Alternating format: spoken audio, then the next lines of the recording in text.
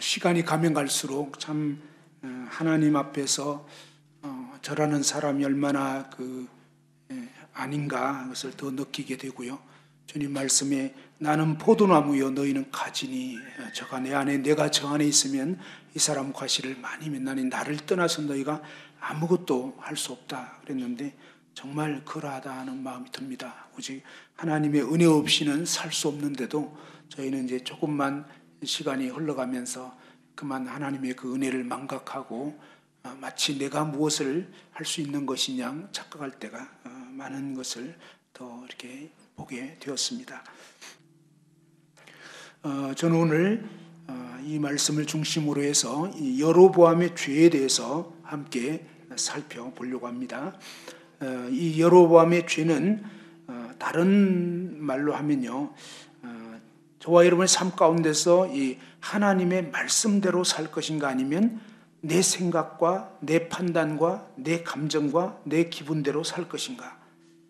참 얼핏 보면 저희가 당연히 하나님 말씀대로 살아야 되는 거 아닌가라고 생각은 되지만 실제 저희의 삶의 어떤 현실이 되었을 때 제 자신의 모습에서 보았을 때 참 너무나 쉽게 말씀보다는 그냥 어떤 내 생각, 내 판단, 또 내 어떤 감정과 내 기분이 앞서기 쉬운 그런 것을 참 자주 보게 됩니다. 그러면서 이 하나님 말씀이 우리에게 가르쳐 주시고자 하는 교훈이 무엇인가 이런 부분들을 좀 함께 상고해 보기를 원합니다. 이 열왕기상과 열왕기하에 보면 특히 이제 열왕기상 13장 이후서부터 보면 굉장히 많이 나오는 표현이 있는데 그것이 바로 이 여로보암의 죄에서 떠나지 아니하였더라. 북이스라엘의 경우에 보면 사실 한 왕도 예외가 없이 여로보암의 죄 혹은 여로보암의 길에서 떠나지 아니하였더라. 이런 표현이 계속 반복해서 나오고 있습니다. 이 여로보암의 죄가 도대체 무엇일까? 그리고 어떻게 해서 이러한 죄가 발단이 됐을까? 그리고 그러한 죄의 결과는 또 무엇인가? 이런 부분들을 함께 생각해 보고자 하는 것입니다. 그 이스라엘의 경우를 보면 이스라엘의 전체 이스라엘의 이제 역사를 보면 저희가 이제 이미 보아왔던 것처럼 초대왕 사울이 있었죠. 그리고 하나님께서 이 사울이 하나님의 말씀과 하나님 뜻대로 통치한 것이 아니라 초기에 좀 겸손하게 했지만 점점 가면서 하나님 말씀을 거스리고 자기가 원하는 뜻대로 해버렸을 때 결국 이 하나님 말씀을 버렸을 때 하나님께서는 그 사울을 폐하시고 하나님 마음에 맞는 합한 다윗을 왕으로 세웠습니다.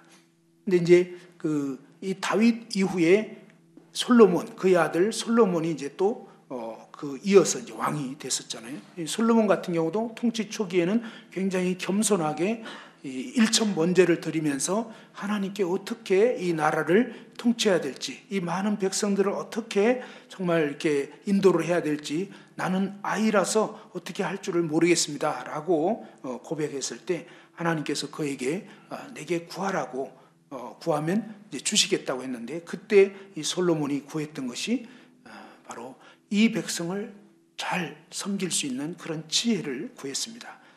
그 기도가 하나님 마음에 합하였기 때문에 하나님께서는 그 기도를 들어주셨을 뿐만 아니라 그가 구하지 않았던 부귀와 어떤 그 영화도 함께 주셨습니다. 초기에 참 잘했었지만 그러나 이 솔로몬이 그러한 하나님의 지혜 또 하나님의 도우시는 은혜가 나타나니까 점점 이 하나님의 말씀에서 떠나게 되는 현상이 일어났죠.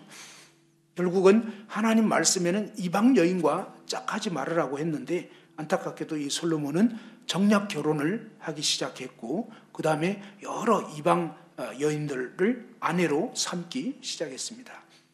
그리고 참 안타까운 사실은 이제 그 여인들로 인해서 통치 후 점점 중반 후반 가면서 이 여인들로 인해서 마음이 뺏겨서 결국은 그 우상에게 절을 하게 되는 정말 너무나 어처구니 없는 지혜의 왕이라고 했었잖아요. 근데 정말 마땅히 알 것인데 참 어처구니 없이 이 어떤 모압의 신들, 또 여러 가지 밀곰 신이라든지 막 이상한 그런 그 우상을 위한 제단들, 그 아내들을 위한 그런 제단들을 만들어 놓고 거기다 이제 절을 하는 그런 안타까운 일이 벌어졌습니다.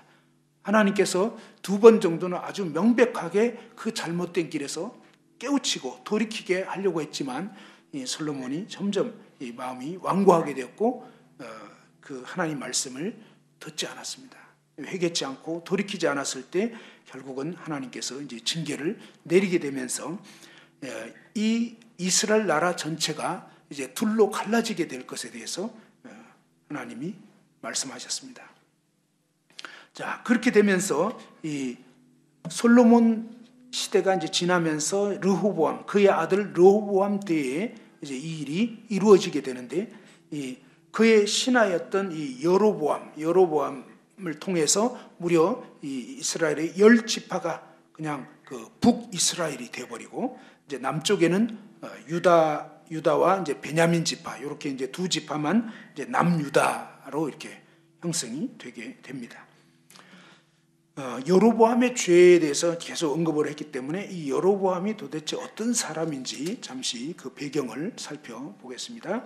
열왕기상 11장 26절서부터 한번 보시면요. 열왕기상 11장 26절에 솔로몬의 신하 느밧의 아들 여로보암이 또한 손을 들어 왕을 대적하였으니 그는 에브라임 족속인 스레다 사람이요 그의 어머니의 이름은 스루아이니 과부더라.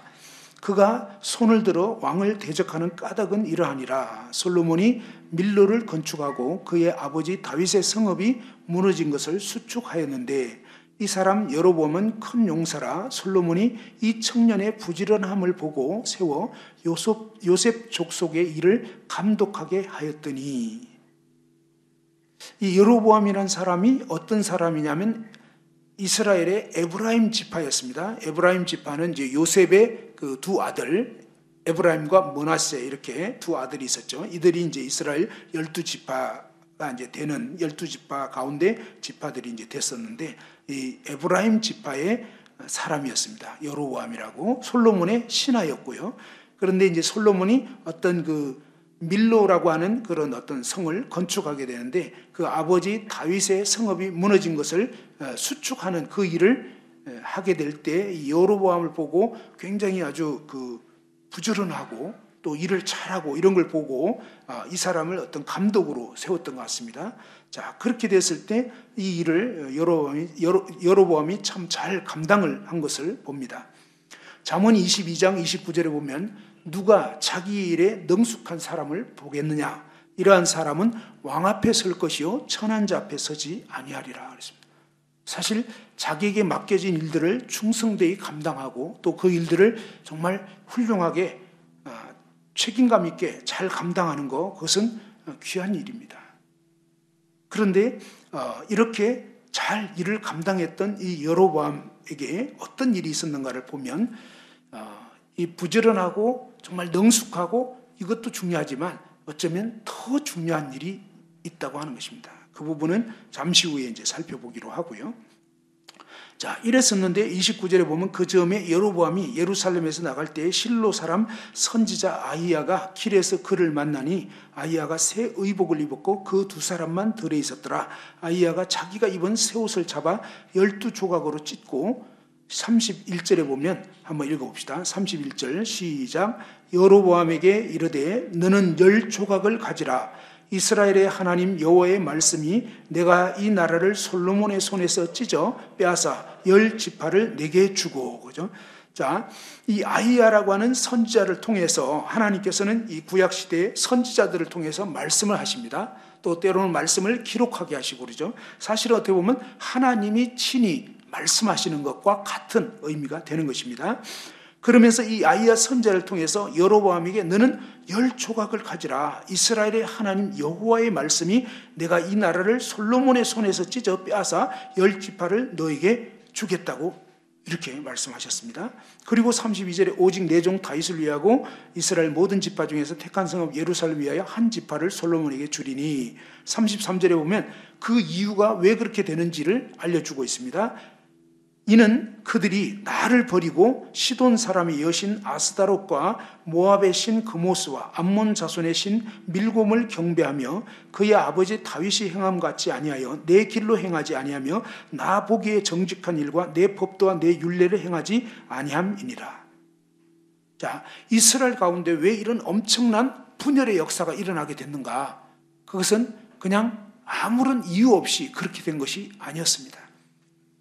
바로 이 솔로몬이 하나님을 버리고 이 우상을 숭배하고 이렇게 되면서 하나님의 징계로 그 일 가운데서 돌이키지 않았을 때 결국 하나님께서 이제 징계를 내리시면서 이스라엘 10지파가 분리되어서 떨어져 나가는 이런 엄청난 일이 일어나게 됐습니다. 그러면서 37절에 보면 내가 너를 취하리니 너는 내 마음이 원하는 대로 다스려 이스라엘 위에 왕이 되되 38절 다 같이 한번 읽어보죠. 하나님께서 선지자 아이야를 통해서 여로보암에게 이렇게 말씀하신 것입니다. 내가 너를 취하리니 너는 내 마음이 원하는 대로 다스려 이스라엘 위에 왕이 되되 38절 다 같이 읽죠. 시작. 내가 만일 내가 명령한 모든 일에 순종하고 내 길로 행하며 내 눈에 합당한 일을 하며 내 종 다윗이 행함같이 내 율례와 명령을 지키면 내가 너와 함께 있어 내가 다윗을 위하여 세운 것 같이 너를 위하여 경관집을 세우고 이스라엘을 내게 주리라. 하나님께서 여로보암에게 하신 약속이 무엇이었냐 하는 것입니다. 하나님이 무슨 말씀하셨는가? 10지파를 주겠다고 했습니다. 그 다음에 38절에는 너가 만약에 내가 명령한 모든 일에 순종하고 내 길로 행하며 내 눈에 합당한 일을 하며 내 종 다윗이 행함같이 내 율례와 명령을 지키면 내가 너와 함께 있어 내가 다윗을 위하여 세운 것 같이 너를 위하여 경관집을 세우고 이스라엘을 내게 주리라. 하나님이 이렇게 여로보암에게 약속을 하셨습니다. 물론 그렇지만 39절에 내가 이로 말미암아 다윗의 자손을 괴롭게 할 것이지만 영원히 하지는 않을 것이라고 하셨어요. 40절에 보면 이러한 소문이 들려진 것 같아요. 이 아이야를 통해서 여로보암에게 이런 어떤 그 얘기가 있었다. 이것을 왕이 이 솔로몬 왕이 어떻게 이제 듣게 된 것 같아요. 알게 된 것 같습니다. 40절에 보면 이러므로 솔로몬이 여로보암을 죽이려 하며 여로보암이 일어나 애굽으로 도망하여 애굽 왕 시삭에게 이르러 솔로몬이 죽기까지 애굽에 있으니라. 우리는 자주 사람이 나를 어떻게 할까 두려워합니다. 그런데 하나님께서는 분명히 여로보암에게 10지파를 주겠다고 하셨고요. 그 다음에 하나님이 지금 이 일을 작정하시고 하시기 때문에 여로보암은 솔로몬에게 지금 여기서 죽임을 당할 수 있을까요? 그렇지 않을까요? 당할 수 없는 것입니다. 왜냐하면 하나님이 지금 작정하고 계시기 때문에. 근데 저희는 살아가면서 많은 순간에 정말 하나님을 의식하나? 아니면 사람을 의식하나? 저희가 이 하나님을 믿는다고 하면서도 참 어떤 실제 상황이 되면 하나님은 좀 멀리 계신 것 같은 느낌? 그리고 뭔가 이 지금 보이는 상황이 훨씬 더 커 보이고 그러면서 어떤 두려움에 빠지기도 하고 사람을 무서워하게 되고 뭔가 피하게 되고 이런 현상이 있는 것 같습니다. 그러나 이 말씀을 통해서 분명히 알 수 있는 것은 뭐냐면 하나님께서 이렇게 말씀하셨기 때문에 그렇게 된다는 것입니다. 솔로몬이 막 죽이려고 했지만 근데 이 여로보암은 피할 수 있게 되었고 또 죽지 않게 된 것이죠. 하나님 말씀하신 그대로 되는 것을 봅니다. 여기서 일단 이 솔로몬은 여로보암을 죽이려고 할 수 있지만 사실은 이제 저희가 이 성경 전체를 보면서 알게 되는 것은 이것은 사실 여로보암이 반역을 일으킨 것이 진짜 문제냐가 아니라 문제의 진짜 원인은 솔로몬 왕이 하나님 앞에 똑바로 안 사는 우상 숭배한 이 죄 때문에 그 죄에서 돌이키지 않음으로 말미암는 징계가 임한 것이었다는 거죠. 그래서 문제를 정확하게 파악한다면 여로보암 죽이려고 하는데 혈안이 되어 있을 문제라기보다도 오히려 그 전에 먼저 이 솔로몬이 하나님 앞에 자기가 지금 합당치 않게 살고 있는 것에 대해서 비추임 받고 진짜 하나님이 경고하셨을 때 돌이켰더라면 어땠을까 이런 생각이 듭니다. 물론 뭐 역사 자체를 돌이킬 수는 없죠. 그러나 이 역사를 통해서 저희가 이제 교훈을 받게 된다는 거죠. 저희는 어떤 문제가 생기면 종종 그 사람이 문제 같고 그 일이 문제인 것 같지만 하나님이 끊임없이 비추어 주시고 싶으셨던 것은 그 사람이나 그 문제라기보다도 먼저는 하나님 앞에서 나와 하나님과의 관계, 내가 지금 하나님 앞에서 어떻게 살아가고 있는가, 과연 하나님의 그 뜻대로 하나님 말씀대로 내가 살고 있나, 아니면 하나님에서 많이 지금 멀어져 있고 겉으로는 하나님 섬기는 것 같은데 속으로는 혹시 이 솔로몬처럼 뭔가 이 이상한 이방신을 섬기는 것처럼 저희 마음이 이 하나님에게서 멀어져 있지 않을까 이런 생각이 듭니다.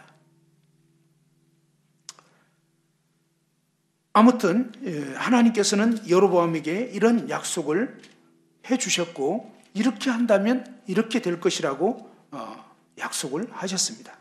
자, 그런 약속을 받은 이 여로보암이 아무튼 솔로몬의 눈을 피하고 피신해서 있다가 이제 그 솔로몬이 죽고 그의 아들 르호보암이 왕이 된 소식을 듣게 되면서 피신했던 데서 다시 이제 이스라엘로 오게 됐는데 전날에 보았던 것처럼 이 여로보암은 아주 유능한 사람이었습니다. 그러니까 사람들이 아마 그 일을 하면서 이 사람의 어떤 역량을 보게 된 것 같아요. 그래서 이 이스라엘 북이스라엘의 그 10지파들이 이 여로보암을 왕으로 세우려고 했던 것입니다.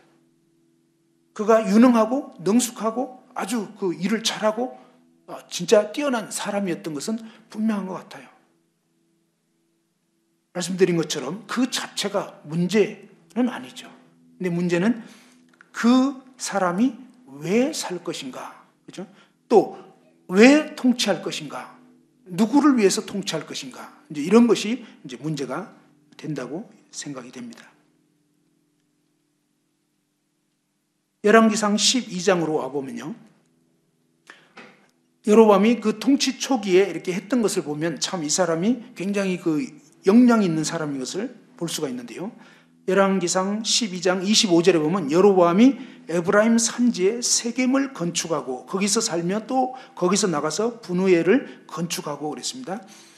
이 세겜은 그 이를테면 그 에브라임 산지의 어떤 그 중요한 거점이 되는 것입니다. 어쩌면 마치 수도처럼 북이스라엘의 이제 수도처럼 그 도시를 건설하게 되고 그 다음에 또 필요한 어떤 그 부분들을 정비해 나가는, 어떤 부분은 건축하고 어떤 것은 강화시키고 이제 이렇게 하면서 뭔가 체제를 이렇게 정비하는. 근데 이런 부분에서 참 이 사람의 어떤 역량이 드러나는 것입니다. 조직적으로 어떤 일들을 해 나갈 수 있는 이런 것을 보여주고 있는 것이죠. 그런데 그 다음이 문제였습니다.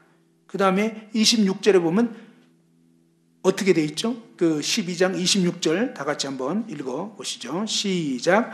그의 마음에 스스로 이르기를 나라가 이제 다윗의 집으로 돌아가리로다. 그죠? 이 북이스라엘의 수도를 정하고 그 다음에 또 여러 가지 이제 필요한 부분들을 갖추긴 했는데 그 다음에 가만히 생각해 보니까 이스라엘은 전체 이스라엘이 이때까지만 해도 뭡니까? 이 절기에 따라서 이 남쪽에 있는 예루살렘에 이 이스라엘 남자들은 이 절기 지키기 위해서 이 유월절, 그다음에 또 오순절, 그다음에 이 초막절 이렇게 3대 절기 때마다 아무튼 1년에 적어도 3차례는 예루살렘으로 가서 하나님께 예배를 드려야 합니다.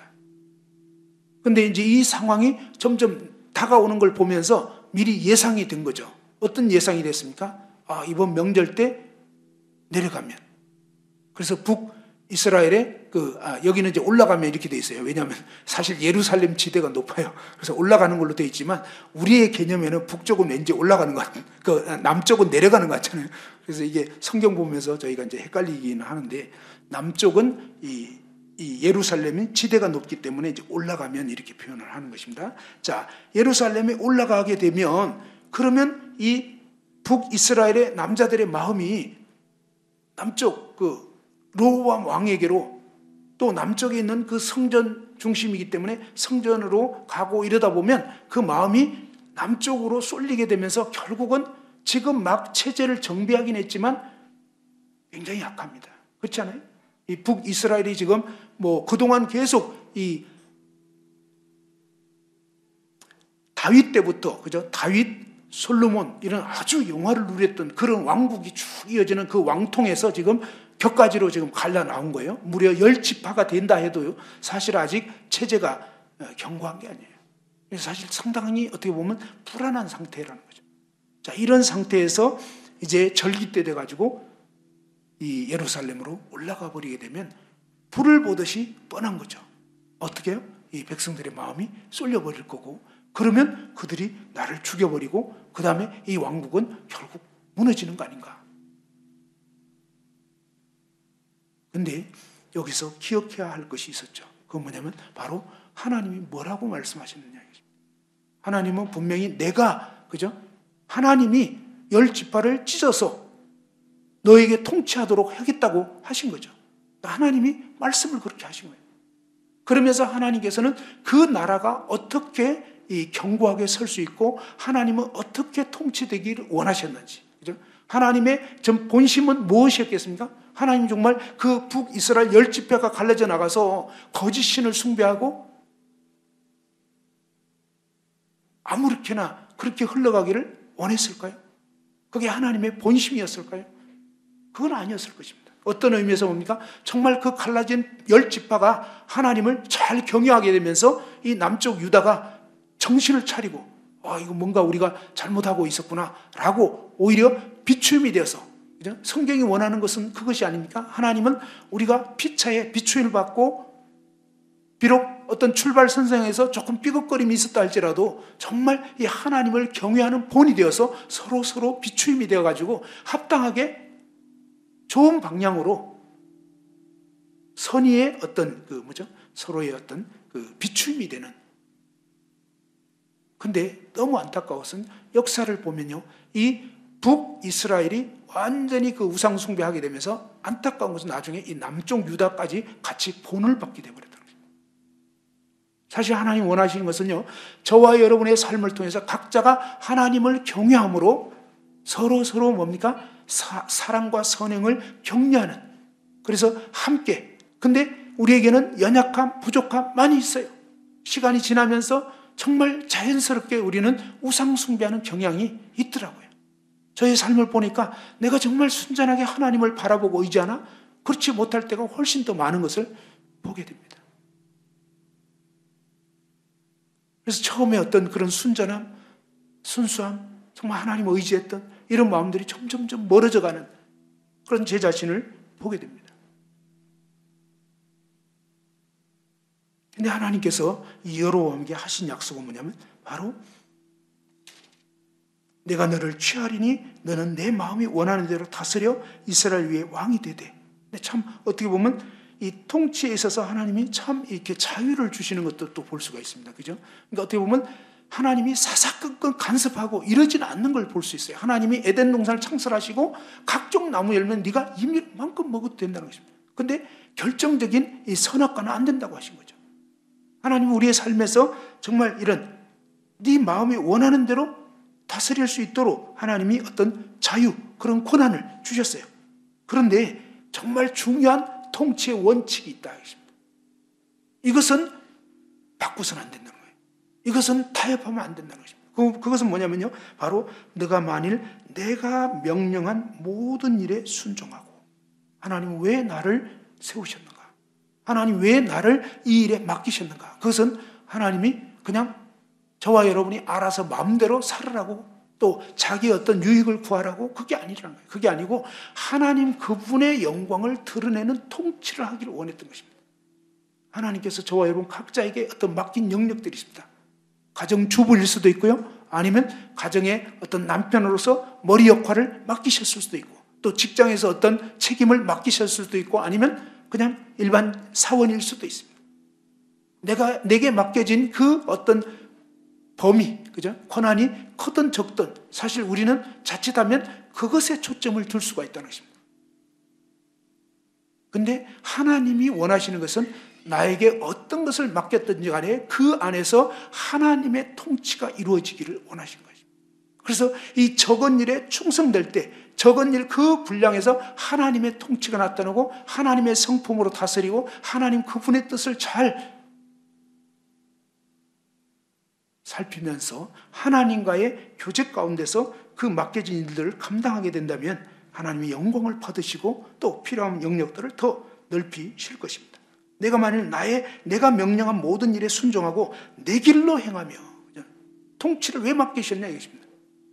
그냥 마음대로 살아라 이게 아니잖아요. 그게 아니고 하나님이 왜 이 10지파의 여로보암을 왕으로 세우셨냐 이것입니다. 그것은 바로 하나님 그분의 길로 행하기를 원해서, 그리고 내 눈에 합당한 일을 하며, 하나님 보실 때 이 일이 합당한가, 그리고 내 종 다윗이 행함 같이 하면서 이 통치의 어떤 모본으로 다윗을 제시했습니다. 다윗의 통치에서 두드러진 특징은, 다윗은 그냥 임의로 한 적이 사실은 이 밧세바 사건 외에는 거의, 물론 인구조사도 있었지만 그 긴 기간 통치 중에 거의 진짜 딱 2번 정도 잘못한 거예요. 근데 나머지 부분에서는 끊임없이 하나님과의 교제 가운데서 그분의 뜻을 구하고 그분의 뜻대로 순종하면서 행했던 것을 볼 수 있습니다. 저희는 삶에 대해서 참 착각할 때가 많은 것 같아요. 저희는 저희의 삶을 살아라고 하나님이 맡기신 게 아니었다는 것입니다. 내 삶의 목적은 나를 위한 것이 아닌 것입니다. 하나님은 이 땅 가운데서 정말 이 아들 예수 그리스도께서 아버지 하나님 뜻을 성취하시고 순종하신 것처럼 저와 여러분의 삶도 내 것이 아니고 하나님이 우리를 지으셨고 그 다음에 그분의 그 아들의 핏값으로 우리를 사신 거예요. 그래서 저와 여러분의 삶은 내 것이 아니라 하나님 것이라는 거예요. 그리고 왜 사느냐? 하나님 그분의 영광을 위해서 살도록 저와 여러분을 세우신 것입니다. 그러면서 각자에게 어떤 영역들을 맡기신 것인데 그 영역에서 그리스도의 통치가 나타나고 그리스도의 성품이 나타나고 하나님이 기뻐하시는 뜻대로 그 일들을 수행함으로 해서 많은 사람들이 보고 하나님께 영광을 돌릴 수 있도록, 내 율례와 명령을 지키면, 그죠? 하나님의 그 말씀, 하나님의 그 명령, 그것을 준행할 책임이 이 왕에게 주어진 것이었습니다. 창세기 1장에도 보면 하나님께서는요, 이 땅에 있는 모든 것을 다스리라고 했습니다. 하나님은 저와 여러분이 이 땅 가운데 살면서 정말 이 하나님의 통치가 우리에게 주어진 그 영역 가운데서 나타나기를 원하시는 것입니다. 내 삶의 목적이 내가 알아서 사는, 또 나의 유익을 위한, 그게 아니라 하나님 그분의 통치, 그분의 뜻이 저와 여러분의 삶을 통해서 나타나기를 원하신다는 것입니다. 자, 이렇게 하면 내가 너와 함께 있어. 그러니까 하나님의 임재의 약속이 주어지는 것입니다.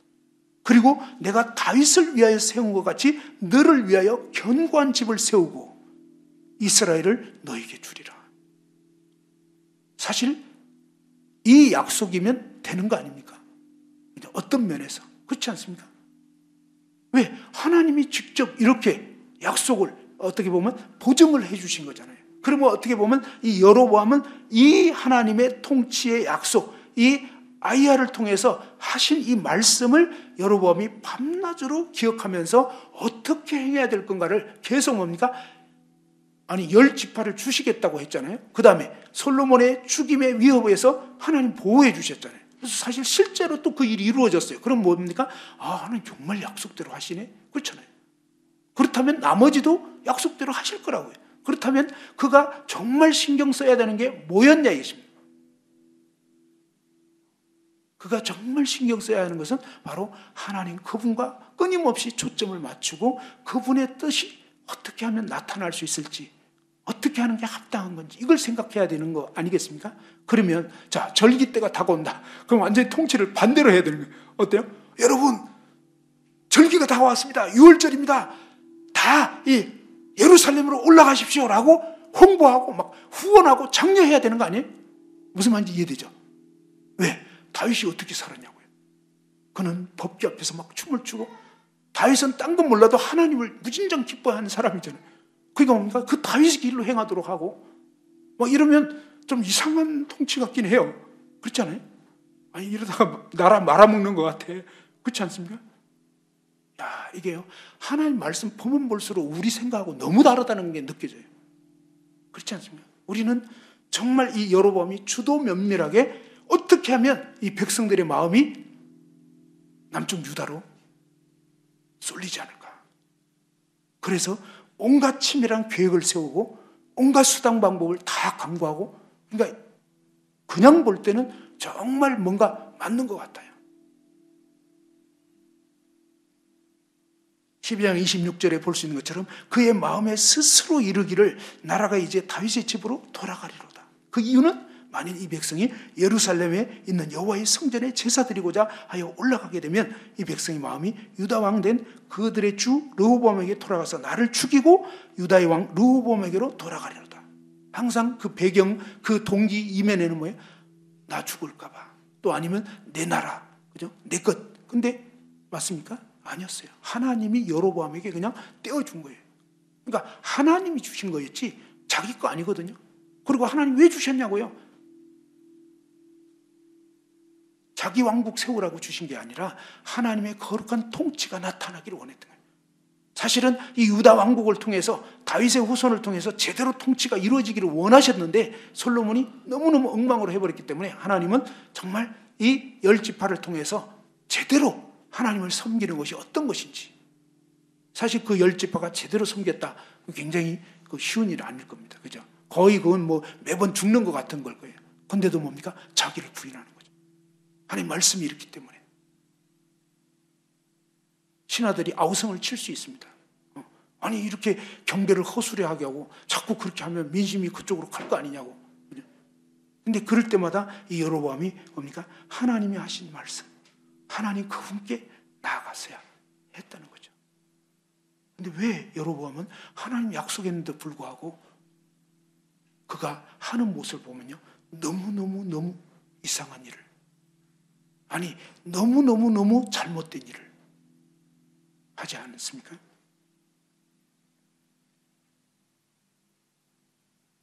아시는 것처럼 그 다음 순간에 보면 12장 28절에 보면 열왕기상 12장 28절에 이에 계획하고 두 금송아지를 만들고, 아주 정말 악하잖아요. 계획을 딱 의도를 가지고 아예 두 금송아지를 만들고, 근데 이 금송아지도 뭡니까? 사실은 출애굽 당시에 십계명 받고 내려올 때 아론과 그 이스라엘 백성들이 금송아지 만들어 섬겼잖아요. 근데 그거 아니었잖아요.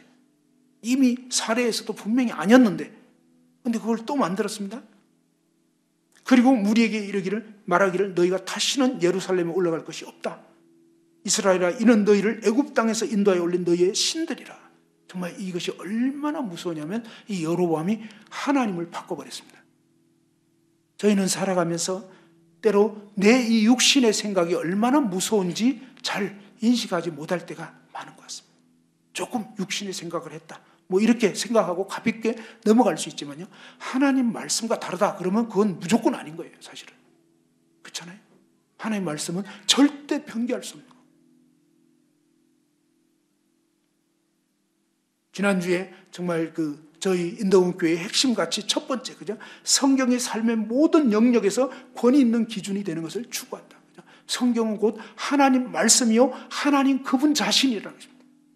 하나님이 이 여로보암에게 하신 이 말씀은요, 정말 변개할 수 없는 하나님의 놀라운 그런 의지였고 뜻이었다는 것입니다. 그렇다면 뭡니까? 그 뜻 가운데 이 여로보암은 하나님을 주목하면서 하나님과 계속 초점을 맞추고 내 나라가 아니라고요.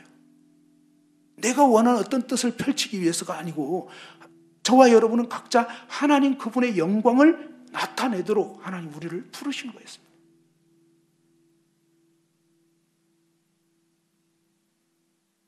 너무나 안타까운 것은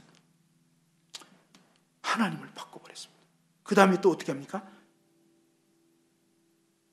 레위 자손 가운데 아론 지파만 제사장이 될 수 있는데 제사장도 그냥 보통 백성으로 바꿔버리죠. 그 다음에 뭡니까? 이 7절기가 있었는데 이 절기도 다 통폐합해서 8월 15일 그냥 하루만 하면 된다. 자, 어떻게 보면 굉장히 좋은 것 같아요.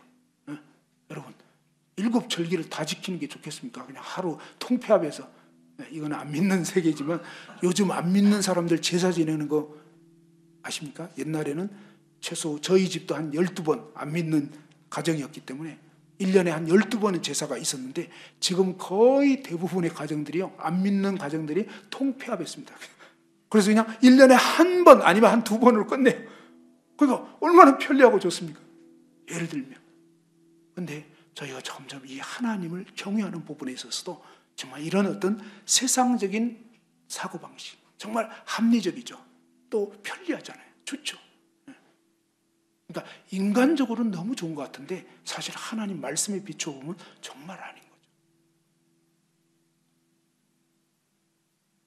우리가 이 땅에 살면서 완벽하게 이 말씀대로 산다는 것은 정말 어려운 일입니다. 그래서 저희가 이 핵심 같이 할 때 추구한다는 것입니다. 왜? 완벽하지 못하니까. 그죠? 정말 성경이 삶의 모든 영역에서 권위 있는 기준이 되는 것을 추구는 하는데 실제 삶에서 뭡니까? 정말 내가 그렇게 사는가 할 때 그렇게 못 살 때가 훨씬 많아요. 그리고 많은 순간에는 내가 그렇게 못 살고 있는지조차도 깨닫지 못할 때가 더 많다고요. 그래서 다시 깨닫게 됐을 때는 나는 이런 생각을 했지만 이런 정말 그럴듯하고 맞는 것 같았지만 성경 말씀은 이렇게 돼 있네? 그러면 어떻게 됩니까? 내 이 논리적이고 합리적이고 정말 이성적이고 맞는 것 같은, 그죠? 그러니까 베델과 단에 막 금송아지 탁 만들어 놓고 북이스라엘의 남쪽 경계와 북쪽 경계에 딱 그냥 금송아지, 근데 이름은 여호와라고 하는 거예요. 이게 문제예요. 이슬람에서는 알라가 그냥 이렇게 번역할 때는 하나님이다 이렇게 한다고요. 근데 실제는 아니라고요. 이런 식으로 뭡니까? 완전히 가짜 신을 섬기게 만드는. 근데 그것도 하나님이라고 해버리고. 근데 여기서 볼 수 있는 것은 정말 저와 여러분이 하나님 말씀을 무시하기 시작하면 어디까지 갈 수 있는가를 보여주는 것입니다. 하나님 말씀을 무시하면 우리는 하나님을 바꿔버릴 수 있고요. 그 다음에 정말 이 하나님이 정한 제사장도 바꿔버리고 절기도 바꿔버리고 모든 것이 뭐죠? 편의 위주로. 그것이 결국 뭡니까? 인본주의, 그죠? 인간 중심이 되버립니다. 하나님 말씀 중심, 그냥 하나님 그분이 중심이 아니고 그냥 내 생각과 내 어떤 그 견해와 내 이 판단에 자꾸 이렇게 근데 지금 시대에 아주 근본적인 특징 중 하나가 뭐냐면 바로 내 감정, 내 기분이 너무너무너무 신이 되어 있는 것입니다. 내 기분 나쁘면 안 해. 그냥 기분 나쁘면 그냥 모임 참석 안 해버리고. 기분이 뭐예요? 하나님이 되어 있는 거예요. 기분이. 만일 여러분이 기분대로 감정대로 사신다면 여러분은 기분 금송아지를 신으로 섬기고 있는 게 사실이에요. 굉장히 무서운 죄를 범하고 있는 거예요. 저와 여러분의 삶에 또 어떤 사람은 자기 이 합리적인 판단과 이성을 신격화해가지고 자기 판단 너무 옳은 거예요. 근데 말씀이 그렇게 안 돼 있는데 소용없어요. 저와 여러분 모두가 이 하나님 말씀에 내가 지금 어떻게 하고 있는가, 말씀대로 살 것인가 아니면 내 생각, 내 판단, 내 감정, 내 기분대로 살 것인가. 여로보암은 말씀대로 살지 못했습니다. 왜 그랬을까요? 여로보암이 왜 말씀대로 하나님이 분명히 알려주셨는데도 말씀대로 못 살았을까요? 약속까지 받았잖아요. 그죠? 한번 이유를 한번 얘기를 해보시라고요. 바빴을 것 같아요. 여러 이유가 있겠지만 아니 이 북이스라엘 나라 세워가지고 지금 통치하려니까 얼마나 바빠요. 지금 책에도 안 써 있죠. 그러니까 우린 너무 많은 순간에 바쁘다는 핑계를 대고 있지 않냐. 근데 바쁜 것보다 더 중요한 것이 뭐예요? 하나님 그분 존전에 나아가는 것입니다.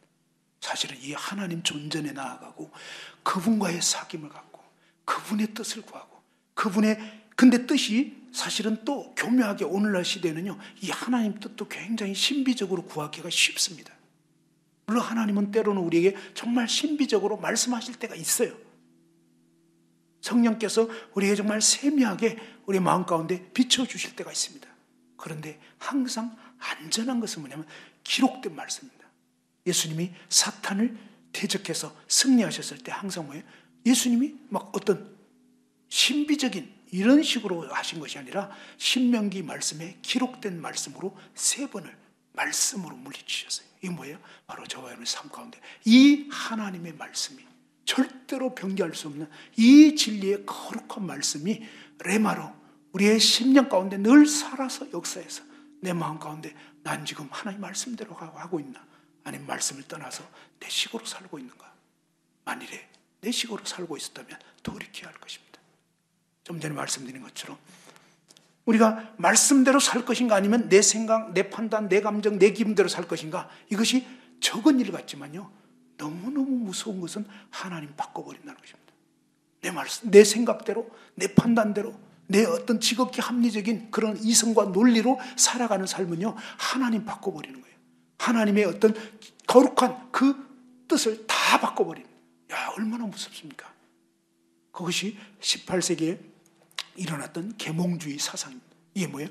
그 전까지는 신을 중심으로 우리 인간이 신에 딱 이렇게 굴복하고 그랬었습니다. 진짜. 그런데 이 계몽주의 사상이 일어나면서 뭡니까? 이성이 신을 대체해버리는. 그래서 내 생각이 안 맞으면 성경도 다 잘라버리는 거예요. 야, 이건 좀 말이 안 된다. 기적, 막 이적 이런 건 다 없애버리고 내 논리와 내 어떤 입맛에 맞아야 되고 그렇지 않은 것은 다 무시해버리는, 그것이 이제 자유주의 신학이라고 그랬잖아요. 지금 시대는 이제 뭡니까? 이런 자유주의 신학적인 사상이 안타깝게도 뭡니까? 젊은 세대는 말할 것도 없고요. 전 세계적으로 지금 완전히 내가 왕이 되어 있는 그런 식의 삶을 살고 있지 않습니까? 그래서 다시 한번 정말 오늘 이 여로보암의 죄를 보면서 야, 이 여로보암의 죄가 결국 뭐예요? 내 생각대로 사는 거예요. 하나님과 사귐없이 그분의 말씀이 뭐라고 되어 있는지 별로 신경 안 쓰고 그냥 지극히 합리적이고 괜찮을 것 같은, 근데 아주 치밀하고 논리적인 것 같지만 정말로 무서운, 왜? 하나님을 잃어버리고 하나님 바꿔버리고 그렇기 때문에. 그래서 어쩌면 저희 교회가 다시금 회복해야 할 것이 뭐냐라고 했을 때 정말 이 하나님이 뭐라고 말씀하셨나? 하나님 왜 나를 남편으로, 아내로, 또 교회의 어떤 성도로, 또 혹은 어떤 위치 가운데 소그룹 리더로, 각각 어떤 그 맡긴 부서의 어떤 교사로, 또 아니면 그냥 성도로, 사실은 하나님은요 어떤 직책을 맡았냐 이걸 보시는 게 아니에요. 나중에 뭡니까? 거기에서 어떻게 했느냐를 보시는 거예요. 어떤 동기로 살았느냐를 보시는 거예요. 그래서 하나님 앞에서 저와 여러분이 다시금 회복해야 될 것이, 어쩌면 야 어떻게 하면 이 나라가 좀 안 무너질 수 있을까? 어떻게 하면 우리 소그룹이 잘 될 수 있을까? 예, 그것도 필요하겠지만 그것보다 더 먼저 돼야 되는 것은 하나님이 왜 나를 세우셨지? 하나님 뭘 하기를 원하시는 거지?